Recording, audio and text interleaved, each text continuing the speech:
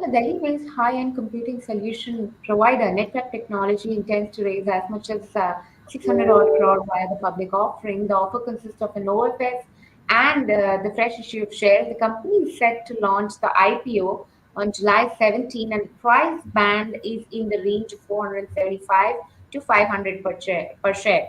But to join us to take the discussion forward, talk about the financials of the company, outlook, business perspective, and the area where it operates in, we've been joined by Sanjay Lodha, promoter and chairman, managing director of the company. Hello, sir. I'm going to start off by asking you about. Please explain us more about the course of business. What exactly are you offering your clientele, the markets in which this will be offered, and the competition? Just the bare basics to start with. Great. So thank you for basically inviting me to the show. So basically, the Netweb Technologies is an Indian-owned and Indian-controlled OEM. Okay, so basically, and into the space of high-end computing. So we are different than the normal IT companies in India, because basically, if you see the normal IT companies in India, they have been focusing more on the volume kind of basically manufacturing. Whereas our focus, basically, though we started around 25 years back, we have always kept our focus very clearly focused into the high-end computing actually. So we do a full stack of products. Like basically, we design our hardware, we manufacture our hardware, we develop our own software stack indigenously, and we have our own service stack. So basically, it's end to end. So basically, if you really see, so we have very little dependency on third party. So all our products which we sell, they are all Make in India compliant. Basically, Make in India has got preference from the government of India in the current situation. And basically, if you really see, our products are divided into 6 different product segments.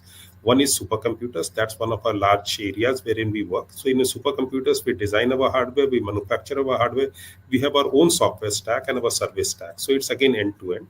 The second area for us is private cloud and HCI. Here again, basically, we have our completely designed hardware, as well as we have our own middleware, and we sell it in an appliance mode end to end. Again, we don't have any dependency on third party. These are the two major segments for us, which brings in around 70% plus of our business. The third area for us basically is AI systems and workstations. Actually, I like to tell you that basically previously, with the AI getting predominance, GPU usage is very important. And we started working on GPUs 10 years, basically maybe 2010, 2011 actually, when GPUs started to be used for compute. You can understand that basically GPUs are being used for compute, then only you can really solve the complex issues of the AI. So that helped us to develop a complete stack for AI actually, which basically takes care of the entire situation. Like basically the entire workflow of AI is being handled by our application. This is currently around 7% of our business, but definitely that business we are seeing with the kind of traction AI is getting and the kind of solutions we have, that will definitely grow. The next segment for us is basically high-end storage. You very well understand that basically storage is an integral part of a supercomputer or a cloud or even for AI. So we have again completely our indigenously designed systems as well as complete stack for storage. The sixth segment for us is data center servers, since basically the server design is very important so as to get performance from all the segments. So again, we have a huge list of models which are developed for various kind of GPU support, various kind of basically with storage capabilities, with IO throughputs and all those kind of things. We don't try to focus on any box selling. We primarily focus on the solution selling. The last area for us is basically a small segment. That's basically we just introduced, that is specialized services. So we have been deploying 5G clouds for some of the European telcos. We have been working with some of the oil and gas companies and providing and migrating their HPC applications. So if you really see, it's a very focused and a niche business. Basically, primarily, very, very clearly, we have never lost our focus. At times, we have got a lot of opportunities so as to get into volume manufacturing, but we never did that, and we clearly kept our focus. So basically, it's not all about hardware. It's hardware plus the software stack, if you really see. And if I come to my customers, I like to let you know that basically, if you see, my customers are basically high-end government and large enterprises. We are not present into the small and medium space at all. Like basically, and 50% of our customers are from government and 50% of our customers are from large enterprises. So that is how our customers look out. I hope I'm clear on that. Yeah, pretty much clear on that, and also talk about the competition in the markets that you're operating. Yes. Yes. That's another one that I wanted to understand, and also why explain about why are you bringing in OFS and what's the motivation to come to public this time around. Fine. Very interesting question. I've been hearing this question all day long, actually. So definitely, quite. I'll be glad to answer it. So as regards competition is concerned, we basically we have not basically it's a very unique kind of a company. Okay. So basically, we don't have we have not created any product or any solution so as to compete with anybody. It was primarily made. The company was made as per the customer demand. Like I like to tell you, like basically how we got into supercomputing in 2003 No, and no, 4. Mr. Lodha, I just wanted to understand. Sure, nobody enters into the market with a sense of, getting into the competition, but I'm sure you need to keep a check on which other players are there in the I have market, that. what kind of I'll let you. market share are they occupying. Please go ahead with that. Okay, so basically, as regards competition is concerned, we don't have local competition because because basically we have, since we made our products as per the customer requirements and basically situations. So the design is particularly like basically it's not only about hardware and software. Our competition is normally multinationals, and we have different competition for different product segments. Like basically, if you see the supercomputing, we have competition from large multinationals, wherein they are hardware manufacturers. They tie up with the software companies so that basically they can provide a solution. Same situation for private cloud and SCI. Basically, most of the competition are large software vendors. They have their applications, and then basically they tie up with the hardware vendor so as to provide a solution. In our case, what happens is that it's a completely integrated end to end. We do the hardware as well as the software stack and everything indigenously. I hope I'm able to answer you. Yes. Also, let's talk about a little bit on the financials, right? There is a threefold jump in revenues that has been witnessed in 2 years. A, what explains this and how sustainable is this? Yeah. So basically, if you really see today, supercomputing has got basically all the areas we are into. One is that we are not into these areas. We have not entered into a day or something. We have been working on these areas for a long time. So basically, and today, if you really see, supercomputing is growing. It's entering everybody's way of life. Actually, the government of India has defined a national supercomputing mission, wherein basically India wants to basically set its place into the as being a very good a large basically having powerful supercomputers. So they set up the NSM, that is National Supercomputing Mission, and allocated 6,000 crores there. Again, in oil and gas, again supercomputing is being used heavily in pharmaceutical research, in automobiles, for car crash analysis, for various kind of things actually. So basically, n number of things these are being used. Like recently, we even, and it's changing and evolving. Like basically, we delivered Arawat, which is one of the fastest supercomputers actually, and 75th fastest supercomputer in the world. That was just delivered in May actually, and that's a AI supercomputer. So it's basically primarily a mixture of AI and supercomputing. So supercomputing is growing day by day. The market is really looking good. And as regards private cloud and infrastructure, we started it in 2016. We were ahead of times, and basically we have been working with the number two ITES company in India. We have deployed a lot of private clouds for them, around 28 of them. But basically today, you know how BFSI is getting onto private cloud, because all the public sector banks are getting on private cloud. The RFPs are already out from some of them, like Bank of Baroda, Bank of India, and Canara Bank. Others also coming with an RFP. So this is an era where all the banks will go on private cloud. So we already have a complete stack end to end actually, which can really service it. And that market is really, private cloud market, if you really see, is changing every day actually, and is showing a lot of growth momentum. So that is there. So to answer your question very clearly, the AI, we how it's growing. So basically, the markets we are working are really very dynamic and really providing us very good growth opportunities. And to answer your question on how we grew, for how basically you could see that momentum of growth in last 2 to 3 years. The reason is that basically these softwares basically which we were developing, they cannot be developed overnight actually. It took us time. It took us around 5 to 7 years to develop the complete stack. So once the complete stack is ready, it created a major differentiator for us with the MNC competition. And basically that really helped us so as to make a penetration deeper into the market, and to basically address our customer requirements in a much better way. So I think that's the reason we have seen this momentum, and this momentum will keep on growing for us. Mr. Lodha, I just wanted to understand your share overall in the supercomputer market and the AI bit where you're talking about. It's an interesting space, right? How much is the total share within the domestic and the international market? Talk us about the order book, which has also grown. What kind of outlook and the revenue visibility can be expected going forward from the order book? Yeah, I'll tell you. Basically, the thing is that as regards supercomputer, first thing is that we are currently 99% of our sales is domestic. We have been developing everything in India, and currently we have plans to go abroad. But I will come to that later on. Basically, how we plan to do it. But presently, if you, whatever sales you are seeing is all domestic sales primarily at this point of time. So, as regards supercomputing market is concerned, if you really see, the market is somewhere around 4,000 crores in totality actually in the country. Out of that, basically the addressable market for us is around 1,000 crores, and out of that we are doing around 250 crores. So we have a 25% of the addressable market. Now basically the 3,000 crore, you will have a question that what is that market. That market is primarily ISV driven. So basically, like in oil and gas and all those kind of things, there are a lot of application providers. So basically that market is completely driven by those ISVs. Those ISVs are also coming online because they also have to support make in India. So basically, they are also trying to align with us. So that market will also open up for us, and that will provide immense opportunities for us to grow. Sure. In terms of your order book, could you talk us through the numbers? What kind of order book it's inched up? I believe, from correct me, 48.5 crore to 71.1 crore in FY 2023. What kind of growth is expected going forward in the next financial year? And also, how much does it percolate down into your financials?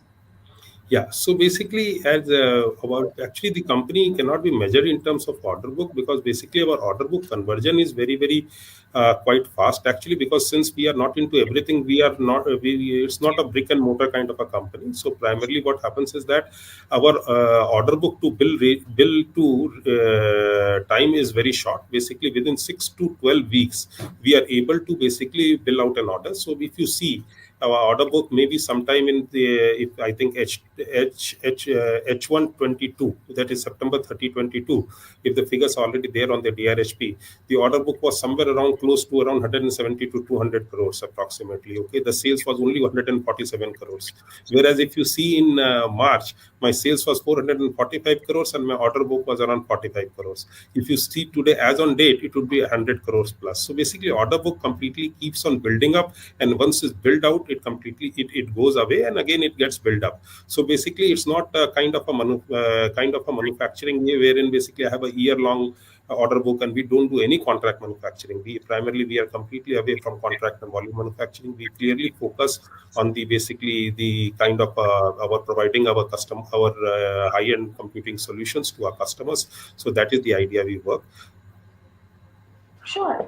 At the cost of reiterating my question, a threefold jump in revenues in 2 years, an eightfold jump in profitability in 2 years. What's the outlook going forward for FY 24 and 25? What kind of rates, both on top line and the bottom line, can be expected from your financials? Ma'am, I can only say that today that basically the kind of growth which we have been maintaining, we will be definitely be able to maintain it or maybe surpass it. I can say that actually at this point of time. As regards profitability, I have already told you, because basically this is an enterprise business. It's basically completely whatever we do, that's all long term. So basically the software and hardware integration has helped us to grow our profit margins earlier.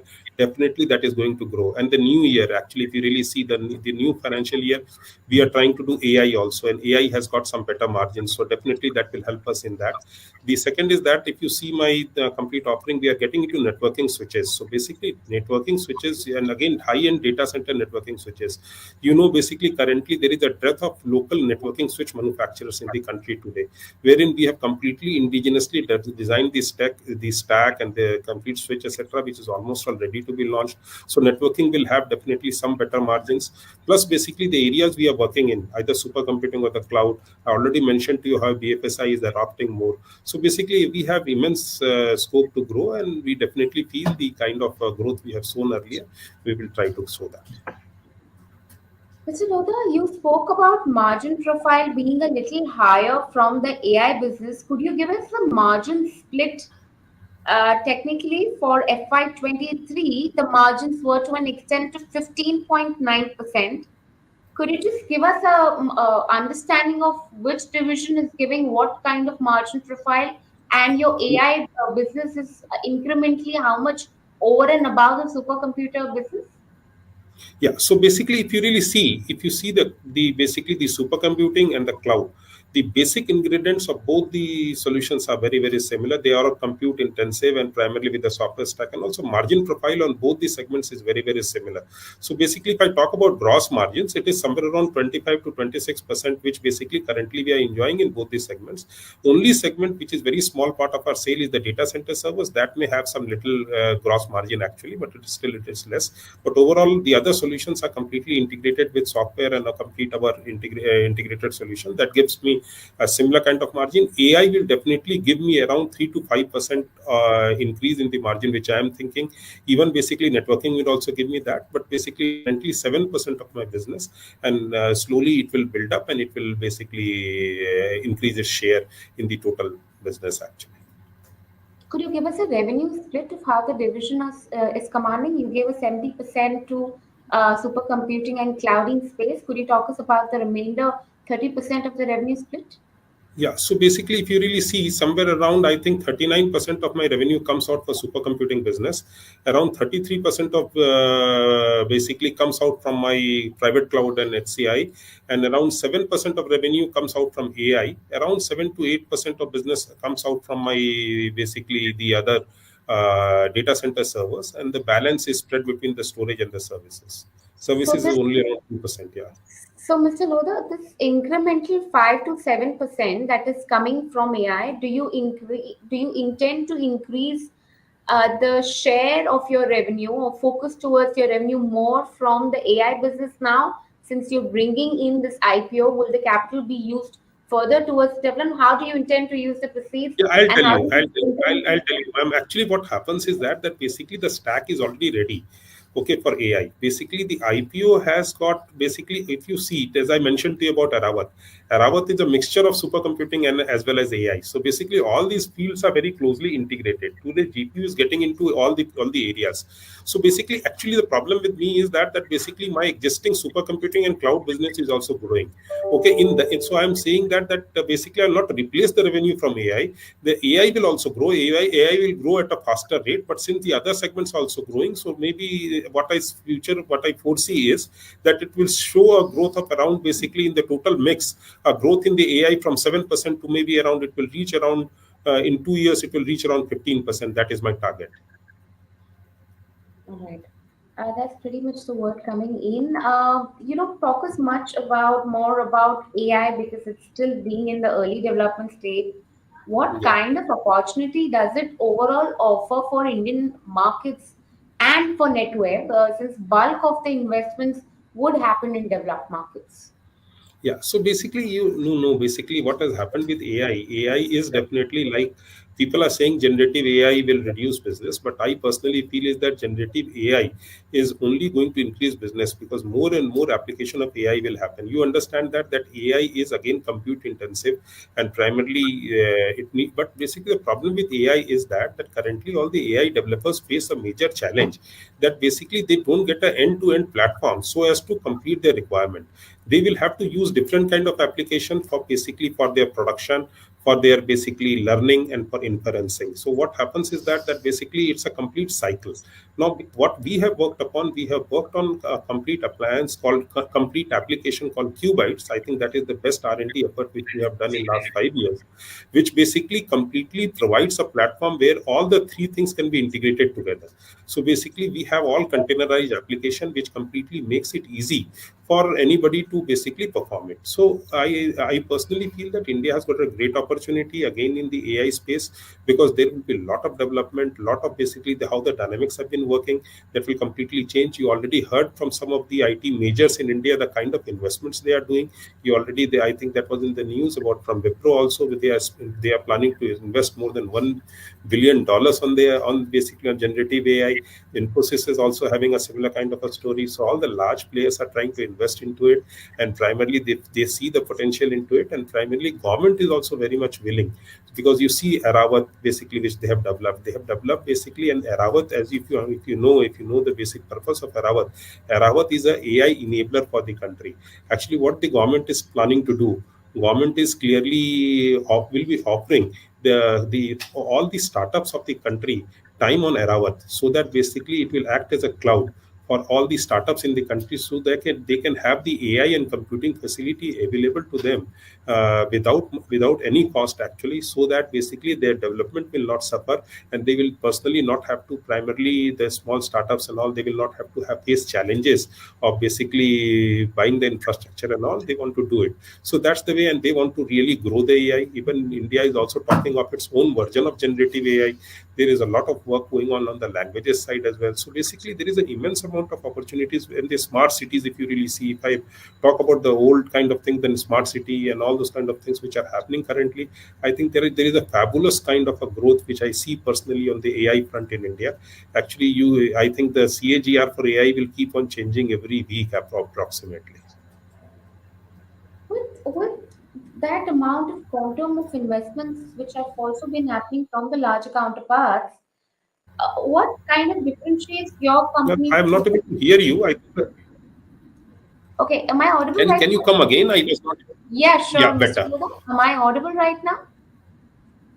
Yes, yes. Are you are audible now? Better. Okay, so you have spoken about the investments in AI from the larger counterparts. I just want to understand what's your cutting edge over your peers at this point of time. Yeah. So basically, what happens is that we are enablers. What we offer systems which are designed so as to perform the AI work that can handle AI workload. We basically design systems which probably really functions with the GPUs in a much better way, because since basically we don't give run of the mill kind of workstations and systems, our systems are designed like, what happens is that there basically more PCI lanes are needed on the GPU side, more memory to CPU bandwidth is needed. So our systems are designed in that way, so that they can more efficiently service and can basically perform the AI features, the number of GPUs they can support. So one is on the hardware design side, we are able to do it. So definitely the requirement for our systems and our basically workstations, and this will increase.